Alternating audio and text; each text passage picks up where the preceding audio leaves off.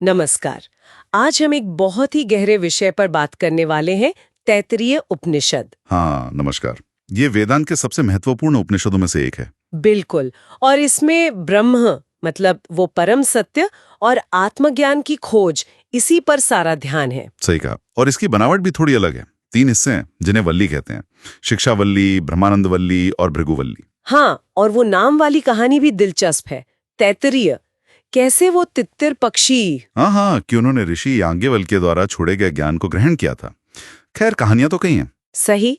तो चलिए देखते हैं कि इसके कुछ अहम हिस्सों में क्या खास मिलता है हमें। सबसे पहले तो वो ब्रह्म का वर्णन है, सत्यं ज्ञानम अनंतम ब्रह्म। हाँ, ये बहुत ही प्रसिद्ध सूत्र है। ब्रह्म सत्य है, ज्ञान स्वरूप है और अनंत है, मतलब जिसकी कोई सीमा नहीं। अनंत। और फिर कहते हैं कि वो हृदय गुहा में, मतलब हमारे ही दिल की गुफा में छिपा है। ये कैसे हो सकता है? जो अनंत है वो इतनी छोटी जगह में।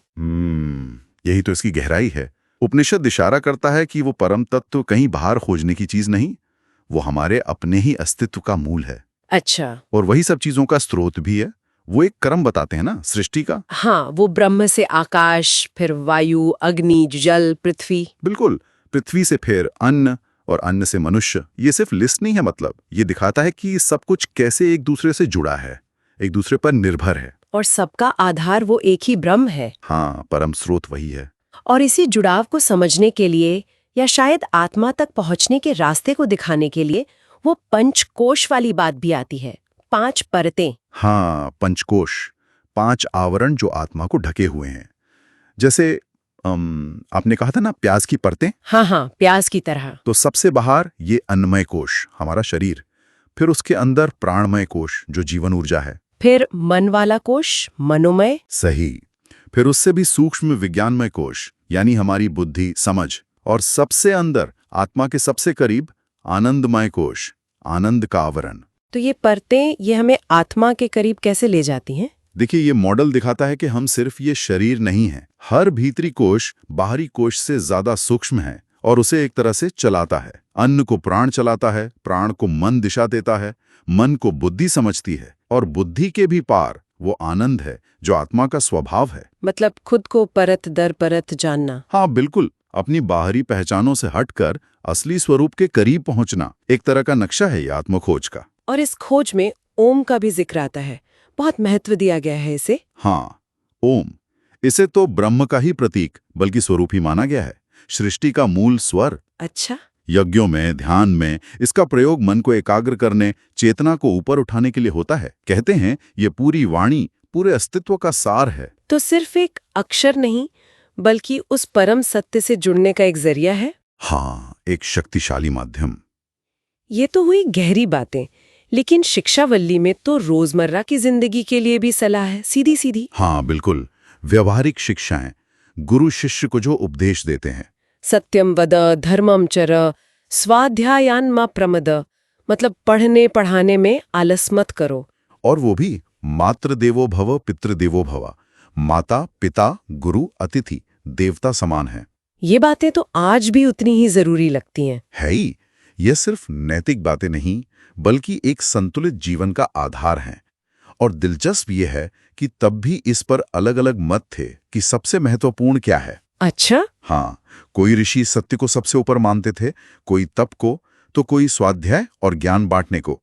दिखाता है कि संतुलन जरूरी है, पर प्राथमिकताएं अलग हो सकती हैं। और ज्ञान असल में मिलता कैसे है, इसका बहुत अच्छा उदाहरण वो भृगुवल्ली में है। भृगु और उनके पिता वरुण की कहानी। हाँ, बहुत सुंदर प्रसंग है वो। भृगु जाते हैं पिता वरुण के पास ब्रह्म ज्ञान के लिए। और वरुण सीधा जवाब नहीं देते। नहीं, वो कहते हैं तपसा ब्रह्म विजिज्ञास्व, तप से ब्रह्म को जानो। तप, यहाँ तप का मतलब क्या है? सिर्फ कष्ट सहना? नहीं, यहाँ तप का अर्थ है गहरा चिंतन, मनन, एकाग्रता, आत्मानुशासन। वरुण चाहते थे कि भृगु खुद अनुभव करें, सिर्फ सुनकर न मान ले। और भृगु करते भी हैं। हाँ, वो तप करते हैं और धीरे धीरे समझते हैं। पहले उन्हें लगता है अन्न ही ब्रह्म है, क्योंकि उसी से जीवन है। फिर पिता के पास जाते हैं, वो फिर कहते हैं और तप करो। हाँ, फिर वो समझते हैं प्राण ही ब्रह्म है, फिर मन, फिर विज्ञान यानी बुद्धि। हर बार वो एक स्तर गहरे जाते हैं। ये दिखाता है कि ज्ञान पाने में समय लगता है, मेहनत लगती है, कोई शॉर्टकट नहीं है। बिल्कुल, ये एक क्रमिक प्रक्रिया है। लगातार कोशिश और गहरी सोच से ही सच्चा ज्ञान मिलता है। और आखिर में भृगु क्या समझते हैं? आखिर में वो अनुभव करते हैं, आनंदो ब्रह्मेति व्यजानात्, आनंद ही ब्रह्म है। वो परम सत्य का स्वभाव आनंद है। आनंद ही ब्रह्म है, वाह। और जब कोई इस आनंद स्वरूप ब्रह्म को जान लेता है, पूरी तरह अनुभव कर लेता है, तो क्या होता है? हाँ, क्या होता है? उपनिषद कहता है वो द्वैत से परे हो जाता है। मतलब जो भेदभाव हम देखते हैं, पुण्य पाप, सुख दुख, अच्छा बुरा, भय, इन सब से ऊपर उठ जाता है। वो सब में एक ही चीज देखता है, एकता का अनुभव करता है। हाँ। और फिर वो एकता का गीत गाता है जिसे सामगान कहा गया है। अहम अन्नम अहम अन्नादः, मैं ही अन्न हूं और मैं ही अन्न को खाने वाला हूं। मतलब सृष्टि और उसका अनुभव करने वाला, वो भेद ही मिट गया। बिल्कुल, सब कुछ एक ही आनंदमय चेतना का खेल है। ये तो सच में बहुत ऊंची अवस्था है। हाँ, यही उपनिषद का अंतिम लक्ष्य है, मुक्ति, उस अनंत आनंदमय ब्रह्म के साथ एक हो जाना। तो जाते जाते शायद एक सवाल हम अपने मन में रख सकते हैं। हाँ, जरूर। अगर सब कुछ वाकई एक ही है और ये जो अलगाव हमें महसूस होता है, ये शायद उतना वास्तविक नहीं है, तो इस एकता को अपने रोज के जीवन में महसूस करने का, अनुभव करने का क्या मतलब हो सकता है? कैसे जी सकते हैं इस समझ के साथ? ये सवाल खुद से पूछना चाहिए।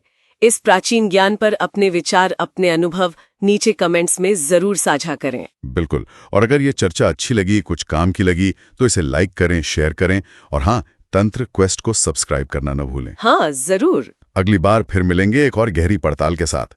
तब तक सोचते रहिए, खोजते रहिए।